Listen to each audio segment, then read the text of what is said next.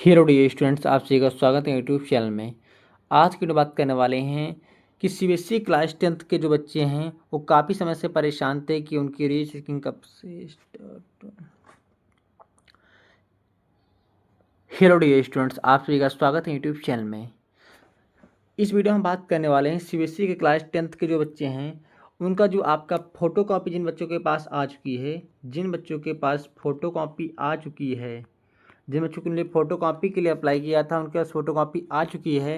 अब second step जो बचता है आपका वो वेरिफिकेशन और रीचेकिंग का जो आपका है उसको आपको कंप्लीट करना है, जिससे कि आप अच्छे मार्क्स आ सकते हैं। अगर आपके मार्क्स बढ़ते हैं तो आप इजीली पास हो सकते हो। और कैसे अप्लाई करना वो भी हम आपको बताने वाले हैं। सबसे पहले सीबीएसई की ऑफिशियल वेबसाइट पे आपको आ जाना है। ऑफिशियल वेबसाइट आ जाने के बाद आपको मेन वेबसाइट पे क्लिक करना है। मेन वेबसाइट पे क्लिक करने के बाद आपको यहाँ पे वेरिफिकेशन का प्रोसेस का एक ऑप्शन दिखेगा, इसी पे सिंपली आपको क्लिक कर देना है। क्लिक करते ही आपके सामने यहाँ पे एक ऑप्शन आ जाएगा जिसका आज सामने आप देखेंगे यहाँ पे लिखा है click here to photo copy verification and re evaluation portal class 10th।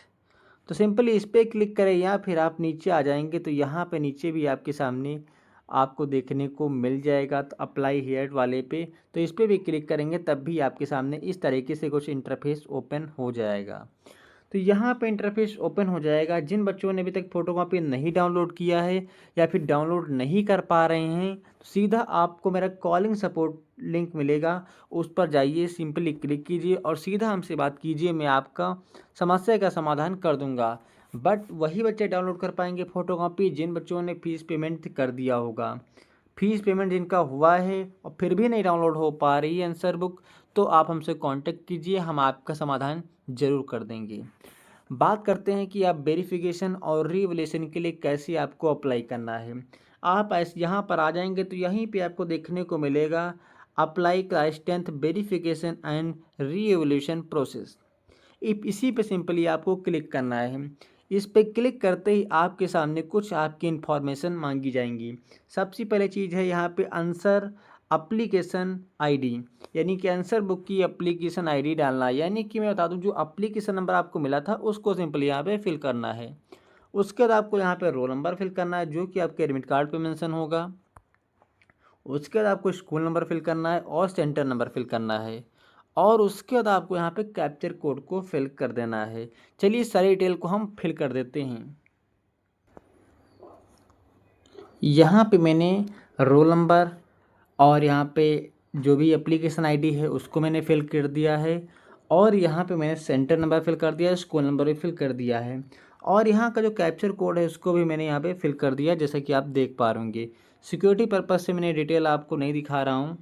अब क्या करना है आपको यहाँ पे प्रोसीड वाला ऑप्शन जो दिख रहा है इसी पे सिंपली आपको क्लिक करना है। प्रोसीड वाले ऑप्शन पे सिंपली प्रोसीड कर देना है आपको। प्रोसीड कर देने के बाद जो भी आपने ईमेल आईडी डाली होगी फॉर्म फिल करते वक्त उसी ईमेल आईडी पे आपको ओटीपी प्राप्त होगी। तो उसी ईमेल आईडी पे आपको ओटीपी भेजी गई है, तो उस ओटीपी को आपको सिंपली यहाँ पे डाल देना है। चलिए हम ओटीपी को भी डाल देते हैं। तो यहाँ पे मैंने ओटीपी को फिल कर दिया है, जैसा कि आप देख पा होंगे। अब यहाँ पे आपके सामने आ रहा वेरीफाई ओटीपी। आगे बढ़ने से पहले हम बताना चाहूँगा आप लोग से रिक्वेस्ट, वीडियो को लाइक कर दिया करिए क्योंकि बहुत बच्चों तक वीडियो नहीं पहुँचती है, जिस कारण से बच्चे छूट जाते हैं अप्लाई करने के लिए। कई बच्चे हमें कॉल मैसेज करके बता रहे थे कि सर आपकी वीडियो हम तक नहीं पहुँची। तो आपसे रिक्वेस्ट है कि वीडियो को लाइक कर दिया करिए, जिसमें कि सभी बच्चों तक वीडियो पहुंच जाया करिए प्रॉपर टाइम पे। तो वीडियो को लाइक कर दिया करिए आप लोग, आपका इतना दायित्व होना चाहिए। अब हम बताने वाले हैं जो भी कुछ वो आप बहुत ध्यान से देखिएगा। अगर ध्यान से आप नहीं देखते हो तो आप बहुत बड़ी समस्या में फंस सकते हो।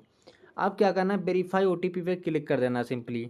इस पे क्लिक करते ही आपके सामने ऐसा कुछ इंटरफेस देखने को मिल जाएगा। यहाँ पे सबसे पहले क्या लिखा है, सेलेक्ट योर एप्लीकेशन। यहाँ पे लिखा है application for verification class 10th examination.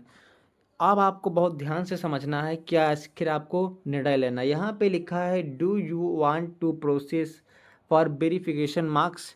क्या आपको वेरिफिकेशन कराना है मार्क्स के? अगर आपको कराना है तो यस कीजिएगा, अगर नहीं कराना है तो नो कीजिएगा। एक चीज़ मैं आपको बता देता हूँ कि अगर आपके मार्क्स में काउंटिंग में कोई गड़बड़ी हो, आपने काउंट किया है, अगर आपके मार्क्स ज़्यादा आ रहे हैं तो आप वेरिफिकेशन की तरफ जाइएगा। अगर आपके मार्क्स जितने लिखे हैं उसमें और उतने ही आपके रिजल्ट में आ रहे हैं तो आप वेरिफिकेशन की तरफ मत जाइएगा, क्योंकि आप अगर वेरिफिकेशन की तरफ जाते हो तो 300 रुपये आपको देना पड़ जाएगा। ध्यान दीजिएगा, अगर वेरिफिकेशन की तरफ जाते हो 300 रुपये आपको देना पड़ जाएगा। तो इसलिए आपसे रिक्वेस्ट है कि अगर आपके मार्क्स गलत काउंट हुए हों तभी वेरिफिकेशन की तरफ जाइएगा, अदरवाइज आप यहाँ पे नो कीजिएगा। यहाँ पे नो कीजिएगा और कंटिन्यू वाला जो ऑप्शन दिख रहा है इसी पे सिंपली आपको क्लिक करना है। तो जो कंटिन्यू वाला ऑप्शन आपके सामने दिख रहा है इसी पे सिंपली आपको क्लिक कर देना है। इस पर क्लिक करते ही कुछ आपके सामने यहाँ पे ऐसा कुछ आ जाएगा, वेरिफिकेशन वाज नॉट सेलेक्टेड।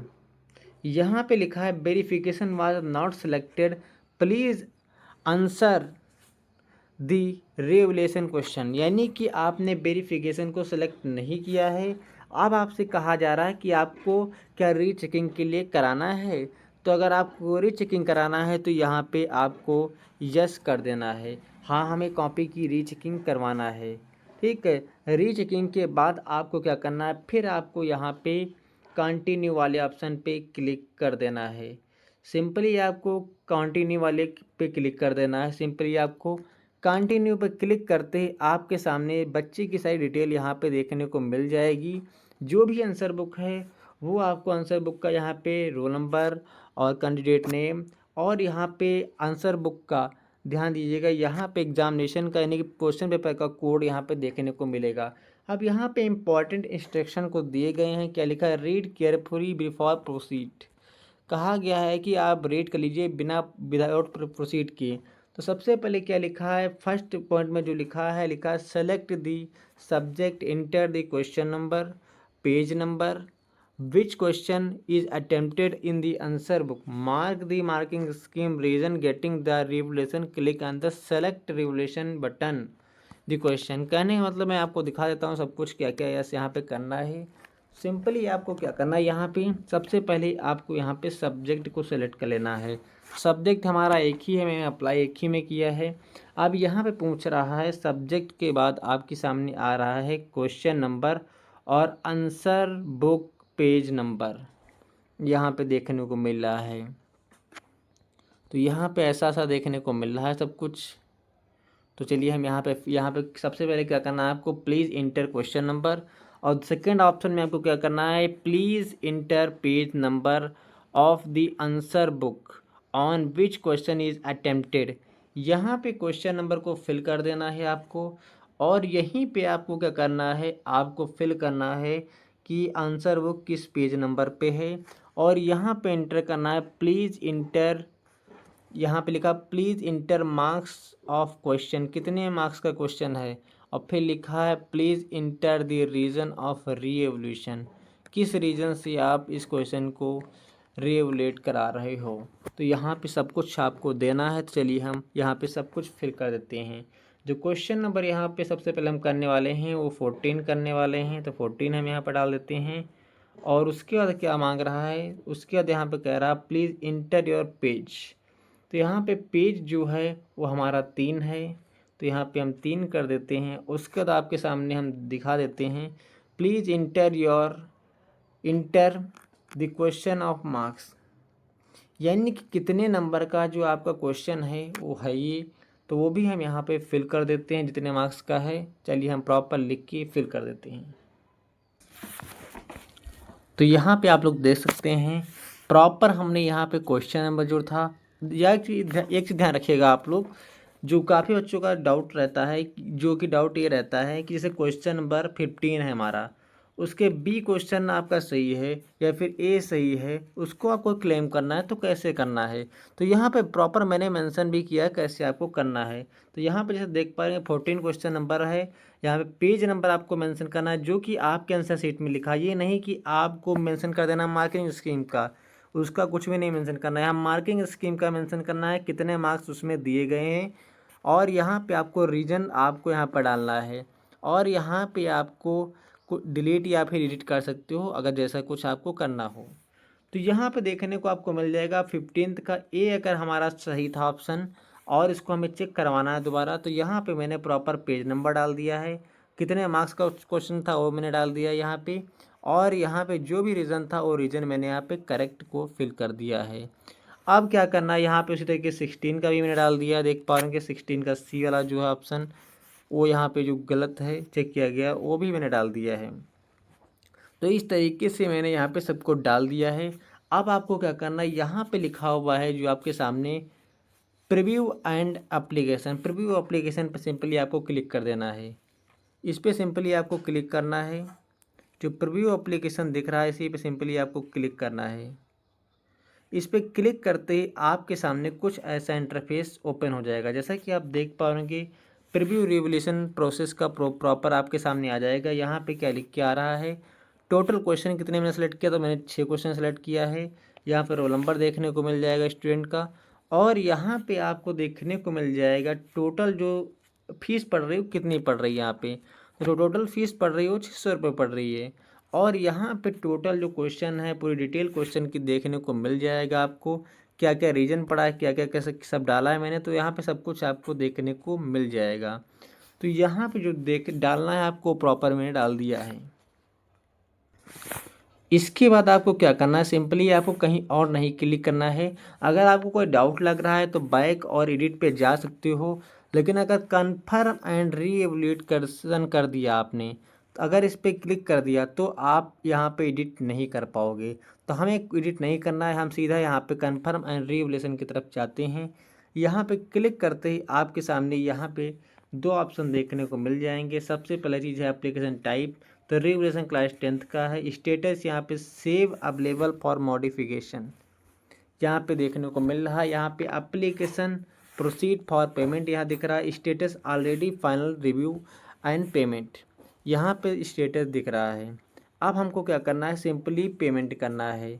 तो यहाँ पे पेमेंट कैसे करना है ये भी मैं आपको बता देता हूँ।